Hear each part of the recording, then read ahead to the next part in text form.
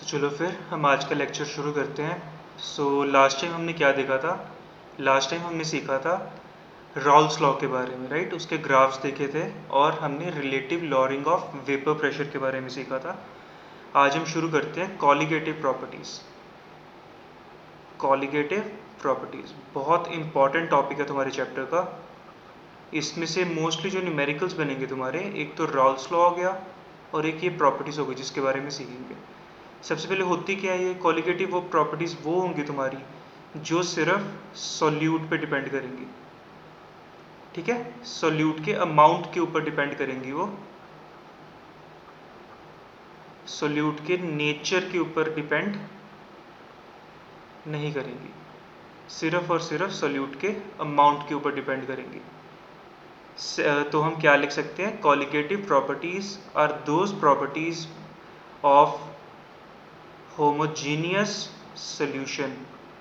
Colligative properties are those properties of homogeneous solutions which only depend upon the amount of the solute and it does not depend on the nature of the solute. ठीक है? और जो nature solvent का nature होगा, अब हमारे solution में solute भी होता है, सॉल्वेंट भी होता है, तो जो सॉल्वेंट का नेचर होगा, the solvent nature, it may or may not depend. तो सॉल्वेंट के नेचर के ऊपर शायद वो डिपेंड करेगा, शायद नहीं करेगा, लेकिन सोल्यूट के नेचर के ऊपर डिपेंड नहीं करेगा। ठीक है, बहुत इजी है। तो ध्यान से देखते हैं कॉलिगेटिव प्रॉपर्टीज़ क्या होती हैं तुम्हारी। Colligative properties are those properties of homogeneous solution which only depend upon the nature, on the amount of the solute and does not depend upon the nature of the solute. In case of solvent, the nature of solvent may vary or may not vary in this case. उसके लिए हम सीखेंगे, उसके लिए हमें कैसे पता लगेगा कि डिपेंड करेगा कि नहीं। तो ये जो सेकंड वाला ऑप्शन है हमारा, ये जो सेकंड वाला पॉइंट है थोड़ा सा कंफ्यूजिंग है, राइट? तो उसके लिए हम क्या देखेंगे, हम इसे इसके आगे जो टॉपिक है दो हिस्सों में डिवाइड करेंगे उसे। एक तो सिंपल कॉलिगेटिव प्रॉपर्टीज़ क्या होती हैं, ठीक है, वो देखेंगे, और उसके बाद हम एक टॉपिक पढ़ेंगे जिसे हम बोलते हैं वेंट ऑफ फैक्टर। तो उस केस में सोल्यूट जो सॉल्वेंट है वो हमारा पिक्चर में आएगा, तो यहाँ पे आके सॉल्वेंट डिपेंड करेगा, इस केस में सॉल्वेंट डिपेंड नहीं करेगा। ठीक है, कोई डाउट इस चीज़ में? आगे चलते हैं फिर, इसे लिख लो एक बार। ठीक है, तो हमारी कॉलिगेटिव प्रॉपर्टीज़ क्या क्या होती हैं। एक तो कॉलिगेटिव प्रॉपर्टी मैंने पढ़ा दी आपको, that was relative lowering of vapour pressure, जिसे हम क्या बोल देते हैं, जिसे हम राउल्स लॉ का क्या बोल देते हैं, RLVP केस। ठीक है, दूसरी कॉलिगेटिव प्रॉपर्टी क्या होती है, वो होती है एलिवेशन इन बॉइलिंग पॉइंट। तीसरी प्रॉपर्टी क्या होती है, तीसरी प्रॉपर्टी होती है तुम्हारी डिप्रेशन इन फ्रीजिंग पॉइंट। और फोर्थ कॉलिगेटिव प्रॉपर्टी क्या होती है, फोर्थ कॉलिगेटिव प्रॉपर्टी होती है तुम्हारी ऑस्मोटिक प्रेशर। ठीक है, तो RLVP case, elevation in boiling point, depression in freezing point and osmotic pressure. और मैंने जो आपको एक वर्ड बताया था, क्या वर्ड था वो, वेंट ऑफ फैक्टर। तो पहले हम क्या करेंगे, इनके बारे में सीखेंगे, उसके बाद हम देखेंगे वेंट ऑफ फैक्टर क्या होता है।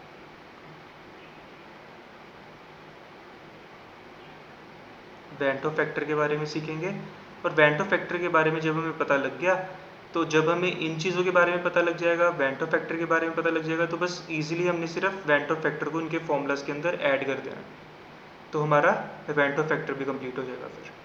ठीक है, बहुत इजी चीज़ है। तो उससे पहले हम सीखेंगे, शुरू करते हैं, ideal and non ideal solutions. ठीक है, एक तो सबसे पहली चीज़, तुम्हारा एक क्वेश्चन बहुत इंपॉर्टेंट है, सीधा सीधा पूछ लेते हैं, differentiate between ideal and non ideal solution. ठीक है, ये चीज़ आनी चाहिए। तो क्वेश्चन लिख भी लो चाहे, तो क्या लिख सकते हो, differentiate between ideal and non ideal solution. इसके बारे में देखते हैं। फिर सबसे पहले हम पढ़ते हैं आइडियल सोल्यूशन के बारे में।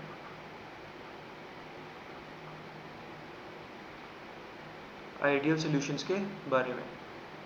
ठीक है, आइडियल सॉल्यूशंस क्या होते हैं, दीज सॉल्यूशंस, वैसे सॉल्यूशन जो राउल्स लॉ को फॉलो करेंगे, दो सॉल्यूशंस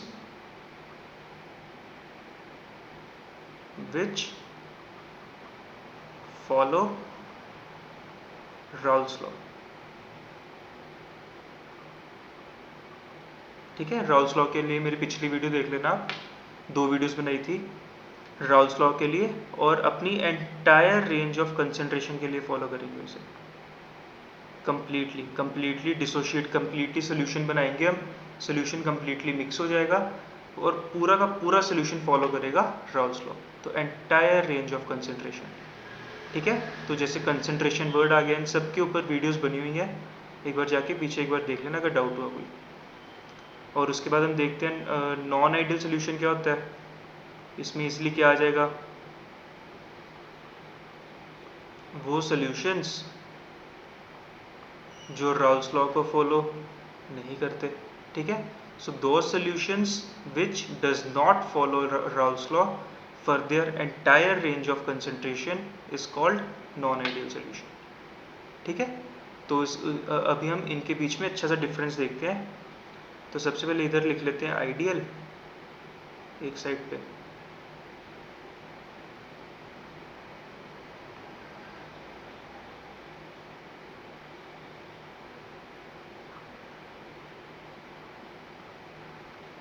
एक साइड पे लिख लेते हैं नॉन आइडियल।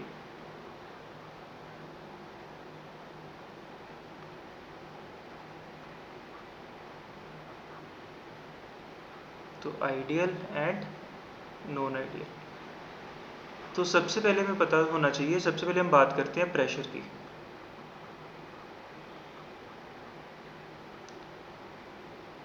ठीक है, प्रेशर की बात करते हैं। अब देखो, प्रेशर फाइंड करने के लिए हमारे पास 2 तरीके हैं। एक तो मैथमेटिकल तरीका, जो हम फॉर्मूला सीखते हैं उसमें से हमने प्रेशर फाइंड कर लिया, मैथमेटिकल वे। और दूसरा क्या है, इंस्ट्रूमेंट के साथ, जो बैरोमीटर होता है हमारा, उसके थ्रू हमने प्रेशर फाइंड कर लिया, राइट। तो हम इसे क्या बोलते हैं, इसे हम बोल देते हैं थ्योरेटिकल वैल्यू प्रेशर की। तो उसके लिए हम नाम ले लेते हैं PTH। इसे हम बोल देते हैं ऑब्जर्व्ड वैल्यू प्रेशर की, क्या हमने ऑब्जर्व किया कि अपने इंस्ट्रूमेंट के ऊपर। तो आइडियल केस में क्या होता है, जो थ्योरेटिकल वैल्यू होती है that is completely equal to observed value.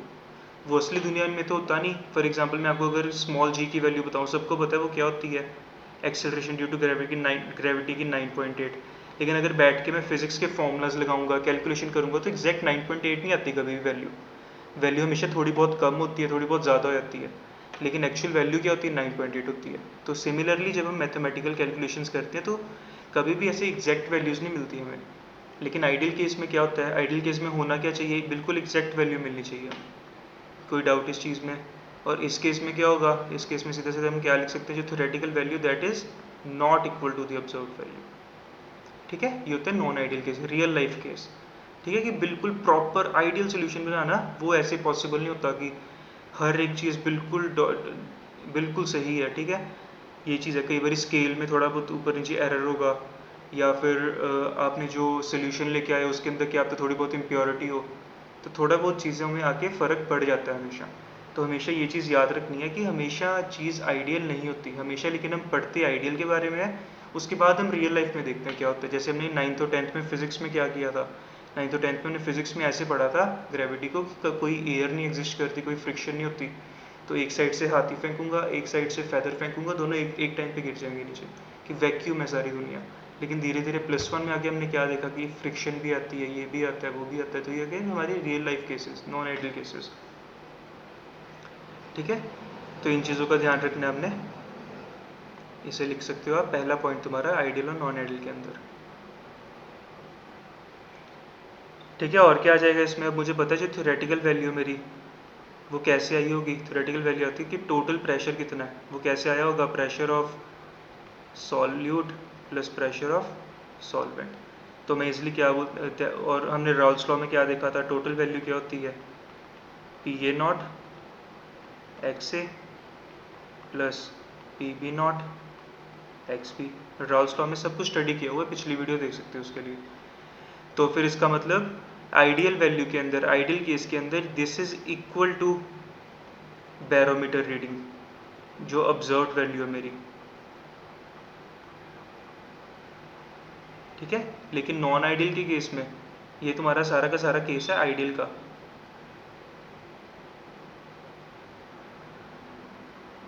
ठीक है। इस चीज़ का ध्यान रखना है, ये आइडियल का केस है सारा। और नॉन आइडियल में क्या होगा, ये चीज़ नहीं होती। तो नॉन आइडियल में क्या होगा, अगर मैं ये चीज़ लिखूंगा, मेरा जो टोटल प्रेशर होता है नॉन आइडियल में, total pressure is not equal to the barometer reading, ठीक है। ये तुम्हारा पहला पॉइंट बन गया।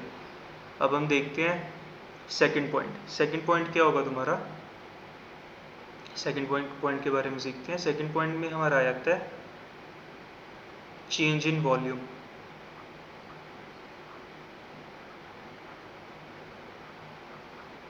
जिसे हम लिख देते हैं डेल्टा वी। तो मैंने सोल्यूशन तैयार कर दिया, उसे हीट कर दिया या कुछ भी कर दिया मैंने, ठीक है। तो फिर मानो मैंने एक सोल्यूट लेके आया हूँ, सोल्यूट का वॉल्यूम ये था। मैं एक सॉल्वेंट लेके आया हूँ, सॉल्वेंट का वॉल्यूम ये था। और जब मैंने उसे मिक्स किया तो मेरे पास सोल्यूशन का वॉल्यूम बन गया, राइट। तो डेल्टा वी क्या होता है, डेल्टा वी होता है चेंज इन वॉल्यूम, मतलब कि final volume minus initial volume. तो फिर इसका मतलब V of solution minus V of solute plus V of solvent. इस चीज़ में कोई डाउट। और इस केस में, आइडियल केस में वो क्या होगा, कोई चेंज नहीं आएगा उसके अंदर, जहाँ से मैंने वॉल्यूम शुरू किया था वही सोल्यूशन का एग्जैक्ट वॉल्यूम मिलेगा मुझे। लेकिन ये किसका केस हो गया, आइडियल केस। आइडियल केस में ये हो गया। लेकिन नॉन आइडियल केस में क्या होगा, फिर नॉन आइडियल केस में ये चीज़ नहीं होती। नॉन आइडियल केस में ऐसा नहीं होता, that is delta V is not equal to zero. इस चीज़ में कोई डाउट, ठीक है। इजी है इतना। ये तुम्हारा सेकंड पॉइंट तैयार हो गया। इस पे आगे देखते हैं। फिर थर्ड चीज़ की हम बात करेंगे। Third that will B inter molecular forces, ठीक है, इंटर मॉलिक्यूलर फोर्सेस। तो देखो थोड़ी एग्जांपल देता हूँ। मानो ये तुम्हारा कोई सॉल्यूट है, सॉल्यूट का मॉलिक्यूल, इधर तुम्हारा है सॉल्वेंट का मॉलिक्यूल। इन्हें मैंने मिक्स किया तो मुझे मिल गया सॉल्यूशन का मॉलिक्यूल,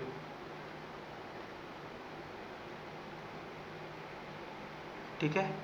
तो देखो कितने, 2A हैं, 2 भी हैं, तो यहाँ पे क्या लग जाएगा, फिर 2 लग जाएगा। इस चीज़ में कोई डाउट। तो यहाँ पे आप देखोगे इसे तोड़ने पे मान लो मेरी लग रही है 50 एनर्जी, ठीक है, कोई अमाउंट है 50। इसे तोड़ने में मेरी लग रही है 40 एनर्जी समथिंग, ठीक है। तो मतलब कि +50 +40 minus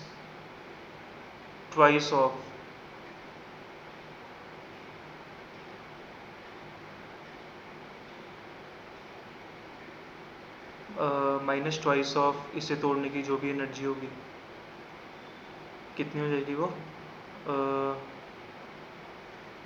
45 minus twice of 45।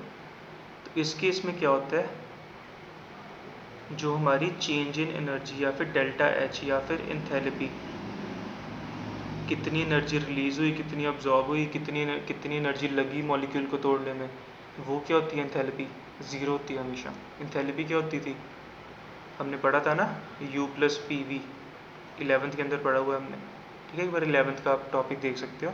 Enthalpy क्या होती है, तो इस केस में चेंज इन इंथैल्पी क्या होता है, ज़ीरो होता है हमेशा, ठीक है। तो मान लेते हैं कि इसे तोड़ने में 45 लगती थी, ठीक है। तो ट्वाइस ऑफ 45 कितने लगेंगे, तो 45 टू ज़ा 90, इधर 50 प्लस 40 भी कितना हो गया 90, तो 90 माइनस 90 कितना आ गया, ज़ीरो आ गया। लेकिन उस केस में ये हमारा किसका केस हो गया,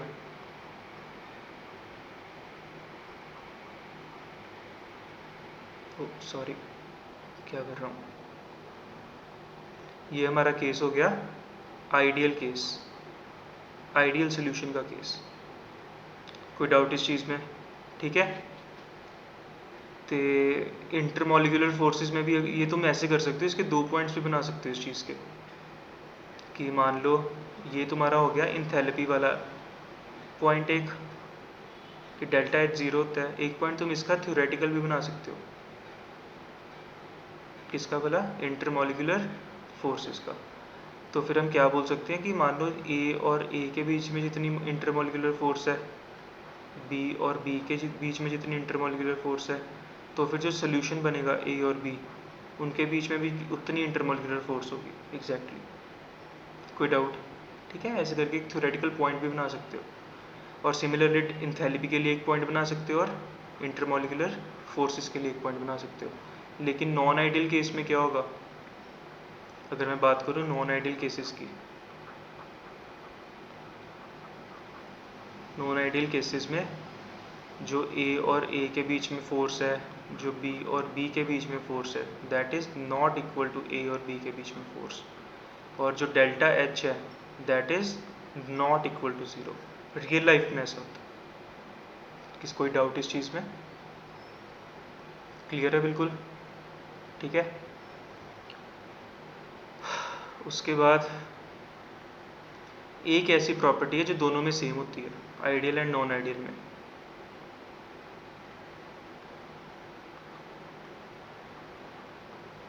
आइडियल एंड नॉन आइडियल में सेम होती है प्रॉपर्टी, उसे हम क्या बोलते हैं, उसे हम बोलते हैं एंट्रोपी। एंट्रोपी क्या होती थी, रैंडमनेस ऑफ अ पार्टिकल, एक पार्टिकल का इधर उधर भागना, रैंडमनेस ऑफ अ पार्टिकल। तो वो तो देखो हर केस में ऐसा तो है नहीं कि पार्टिकल एक जगह बैठा रहेगा, तो दोनों केसेस में जो डेल्टा एस होता है that is never equal to zero. Delta zero नहीं हो सकता कि मैं आपको बोल दूं कि आइडियल केस में ज़ीरो होता है, ऐसा पॉसिबल नहीं है, ठीक है। तो पार्टिकल्स तो इधर उधर भागेंगे, अगर मैं कुछ सोल्यूशन तैयार करूंगा, कुछ भी करूंगा, पार्टिकल्स तो इधर उधर हिलेंगे, भागेंगी, रैंडमनेस शो ही करेंगे हमेशा, ठीक है। तो ऐसी चीज़ पॉसिबल ही नहीं है, ठीक है। इस चीज़ को लिख लो। तो हमारे क्या क्या पॉइंट्स हो गए, ठीक है, एक बार देखो सारे। तो सबसे पहले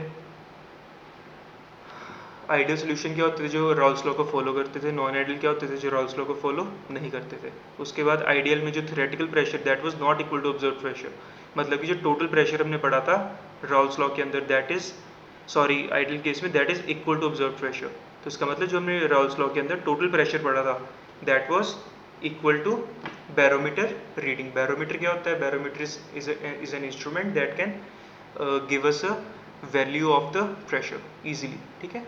और नॉन आइडियल में क्या होगा, these both values are not equal. कोई डाउट, ठीक है। आगे देखते हैं फिर। उसके बाद change in volume. Change in volume मैंने क्या बताया था, ये कुछ सॉल्यूट का वॉल्यूम है, ठीक है, प्लस ये सॉल्वेंट का वॉल्यूम है। दोनों initial volume, final volume, final minus initial करूँगा तो आइडियल केस में क्या हो जाएगा, वो ज़ीरो। नॉन आइडियल केस में वो ज़ीरो नहीं होगा। उसके बाद इंटरमोलिकुलर फोर्स, मान लो ये सॉल्यूट की तुम्हारी इंटरमोलिकुलर फोर्स हो गई, ये सॉल्वेंट की हो गई, तो उतनी ही उसकी होगी ए और बी की, ठीक है। लेकिन नॉन आइडियल केस में ये चीज़ पॉसिबल नहीं होती, ऐसा नहीं होता। सिमिलरली जो चेंज इन इंथैल्पी होती है, चेंज इन इंथैल्पी, इसे हम क्या बोलते हैं, चेंज इन इंथैल्पी, ठीक है। तो चेंज इन इंथैल्पी, मान लो इसे 50 जूल ऑफ एनर्जी चाहिए थी तो टूटने के लिए, इसे 40 चाहिए थी, और इसे 45 इसकी एनर्जी कुछ समथिंग, ठीक है। तो चेंज इन थैल्पी की 50 प्लस 40 90, इसकी क्या हो जाएगा ट्वाइस ऑफ 45 90, तो 50 90 माइनस 90 कितना हो जाएगा, ज़ीरो। किस केस में, आइडियल केस में। लेकिन नॉन आइडियल केस में चेंज इन थैल्पी ज़ीरो नहीं होती कभी भी। उसके बाद एंट्रोपी, एंट्रोपी क्या होती थी, रैंडमनेस ऑफ अ पार्टिकल। वो तो दोनों केसेस में ज़ीरो नहीं हो सकता कभी। कोई डाउट इस चीज़ में? ईजी है, ठीक है। अब हम कुछ एग्जांपल्स देखते हैं आइडियल केस के।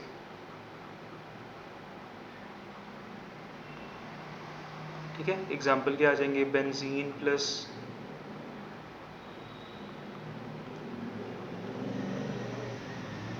टॉलुइन, ठीक है। उसके बाद कार्बन, नॉर्मल कार्बन कंपाउंड जैसे कि n hexane plus n heptane, ऐसे कुछ एग्जांपल्स आ जाएंगे, ठीक है। उसके बाद ethane chloride plus ethane bromate, ethane bromide, sorry bromide नहीं, ब्रोमाइड। उसके बाद क्या आ जाएगा, क्लोरोबेंजीन प्लस ब्रोमोबेंजीन, ठीक है। उसके बाद क्या आ जाएगा तुम्हारा, इथाइल ब्रोमाइड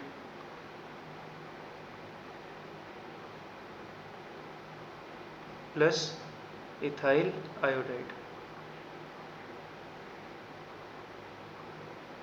ठीक है। ये तुम्हारे कुछ अच्छे टॉपिक्स हैं, अच्छे एग्जांपल्स हैं। ये एग्जांपल बहुत इंपॉर्टेंट है, ये याद रखना है तुमने, ठीक है। क्लोरोबेंजीन, ब्रोमोबेंजीन, ये चीज़ें याद रखनी है, बड़ी इंपॉर्टेंट है, एमसीक्यूज में आते हैं कभी कभी। कोई डाउट इस चीज़ में? क्लियर है? तो उसके बाद कुछ एग्जांपल्स देख लेते हैं हम नॉन आइडियल केसेस के। नॉन आइडियल के कुछ एग्जांपल्स, पहले नॉन आइडियल के पढ़ाने से पहले आपको आना चाहिए, देखो नॉन आइडियल पढ़ाने से पहले आपको आना चाहिए, अब नॉन आइडियल के आगे दो केसेस आ जाते हैं।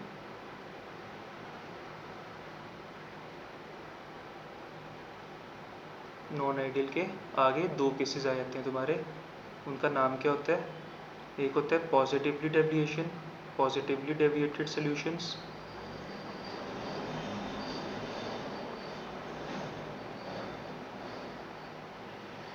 एक होता है तुम्हारा नेगेटिवली डेविएटेड सॉल्यूशंस।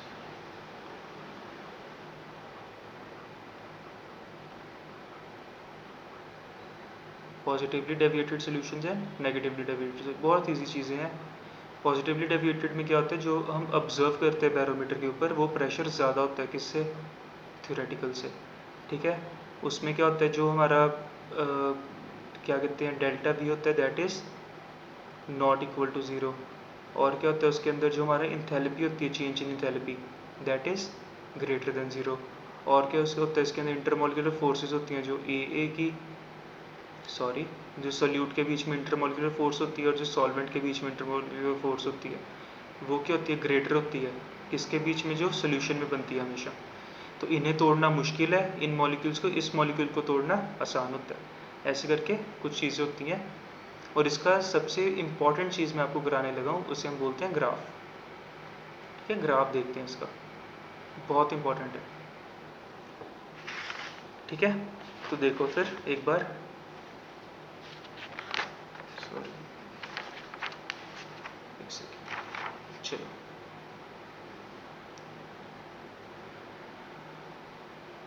ग्राफ से पहले इधर भी लिख के लेते हैं। नेगेटिवली डेविएटेड में क्या होगा, जो ऑब्जर्व प्रेशर होगा that will be less than theoretical pressure, जो डेल्टा वी होगा that is not equal to zero, जो इंथैल्पी होगी change in, that is less than zero, और जो फोर्सेस होंगी ए में और बी में, that is less than zero, ठीक है। नेगेटिवली डेविएट तो नेगेटिव कर देना है, पॉजिटिवली डेविएट में क्या कर देना है, पॉजिटिव कर देनी है चीज़ें, ठीक है। इस चीज़ को ध्यान रखना है। तो अब हम देखेंगे इनका ग्राफ, बहुत इंपॉर्टेंट है। ग्राफ के लिए हमें क्या चाहिए, सबसे पहले X axis, Y axis. Raoult's law का ग्राफ याद है ना, उसी में देखेंगे उस चीज़ में। रॉल्स लॉ के ग्राफ को एक बार देखना, उसके अंदर सब कुछ बनवाया हुआ है। यहाँ पे मोल फ्रैक्शन होती थी और यहाँ पे तुम्हारा प्रेशर होता था,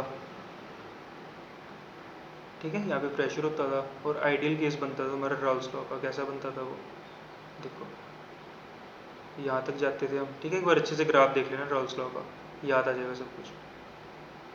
तो एक तुम्हारा उसका होता था वॉलेटाइल का, एक नॉन वॉलेटाइल का। और पॉजिटिवली डेविएटेड में क्या होगा, ग्राफ थोड़ा सा ऐसे करके उठा होगा हर जगह से, इस टाइप से। और नेगेटिवली डेविएटेड में क्या होगा, वो नीचे को उठा होगा, उल्टा।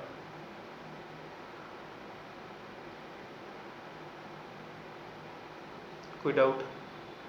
ठीक है, इजी चीज़ है। तो ये तुम्हारा रॉल्स लॉ में क्या होता था, टोटल प्रेशर बताया ना। टोटल प्रेशर क्या होता था, ऑब्जर्व जो वो ग्रेटर है, ठीक है। सिमिलरली यहाँ पे भी ये क्या होता है तुम्हारा, टोटल प्रेशर। कोई डाउट? क्लियर है? उसके बाद नेगेटिवली डेविएटेड का भी हमने कर लिया, ठीक है। कुछ एग्जांपल्स देख लेते हैं अब एक बार। एग्जांपल्स यहाँ पे लिख देता हूँ पॉजिटिवली डेविएटेड की, यहाँ पे लिख देते हैं नेगेटिव डेविएशन की। वैसे खुद से कुछ भी देख सकते हो, ठीक है। चीज़ें अगर पढ़ने बैठते हो तो हमेशा एक बार इंटरनेट से कुछ देख लिया, important examples of positive deviation, negative deviation, ठीक है। नेट का यूज़ करना सीखो, अच्छे से सीखो, लेकिन फालतू चीज़ों में नहीं, ठीक है। इस केस में क्या होगा तुम्हारा, एसीटोन प्लस इथेनॉल, ठीक है। और क्या हो जाएगा, एसीटोन प्लस कार्बन डाइसल्फाइड, ठीक है। क्या देख रहे हो तुम यहाँ पे, एक अल्कोहल का प्रोडक्ट है, साथ में क्या है, कोई ना कोई कार्बन का प्रोडक्ट है, ठीक है। और क्या आ जाएगा, सेम चीज़ बनाओ। अब दूसरी चीज़ हो गई वाटर प्लस फिर से कोई कार्बन का प्रोडक्ट, जैसे कि methanol plus ethanol, water plus ethanol, ये हो जाएगा। एसीटोन के साथ कोई और कार्बन का बना दो, क्या आ जाएगा, बेंजीन, ठीक है। कुछ भी कर सकते हो, एथेनॉल के साथ कोई बना दो, क्या बना सकते हो, साइक्लोहेक्सेन,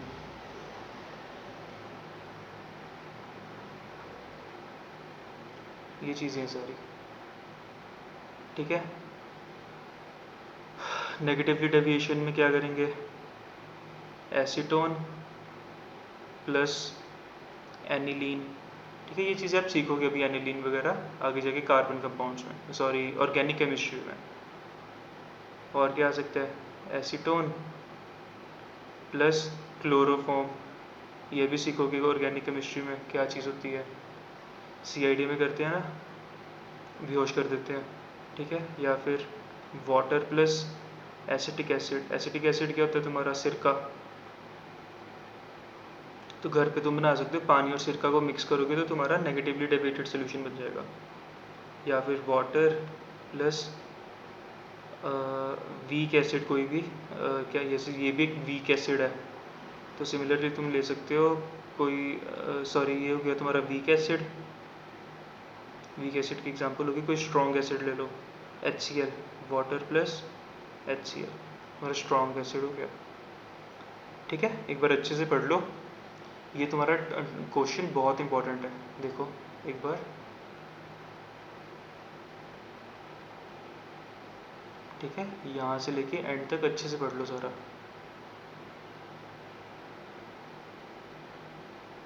कहीं पे रुकना तो पॉज कर लो खुद से, एक बार सारी स्लाइड्स दिखा देता हूँ,